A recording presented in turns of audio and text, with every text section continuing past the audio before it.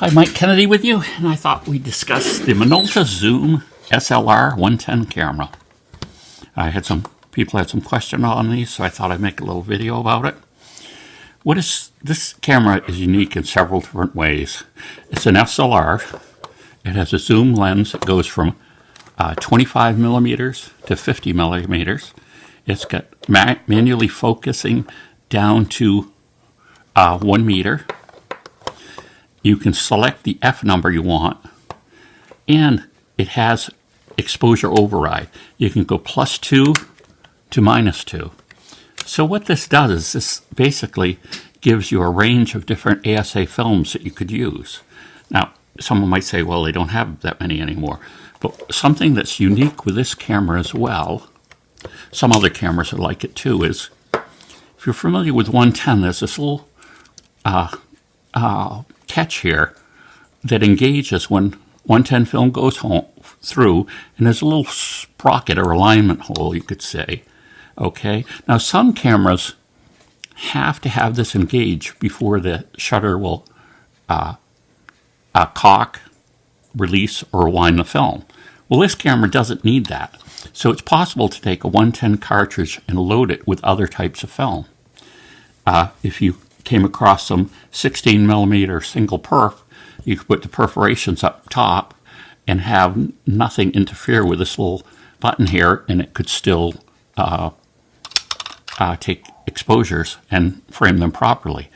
Of course, they won't be the black mask that was in pre-printed on 110 film, but you really don't need that. And then also you can slit film down into 16 millimeter, or you can find 16 millimeter film that's non-perforated. So it also has on and off switch, of course. Takes two LR44 batteries. It has a automatic setting, a flash setting, and a bulb setting. So this is probably one of the most versatile 110 cameras that was made. It's an f4.5 lens. I didn't mention that. And the interesting thing about 110 is I guess you could say a lot of this stuff was dying out. The quality of film had increased dramatically at that time. They were called VR films. Then we get to the tablet grain and stuff like that. So I've seen, not from this particular one, but another model that worked, really outstanding 5x7s from this. And even 8x10s weren't that bad, because you've got basically I think it's a 13 or 14x17 frame. And with this new film and some careful camera work, you can get really high quality images. Also, I didn't mention, but you can see there's a tripod socket as well.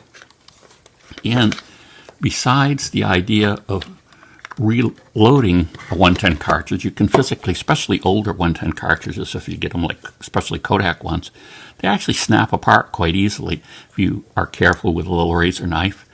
And then you can take the film out, measure it, and put that film back in the same position and everything the film was in before.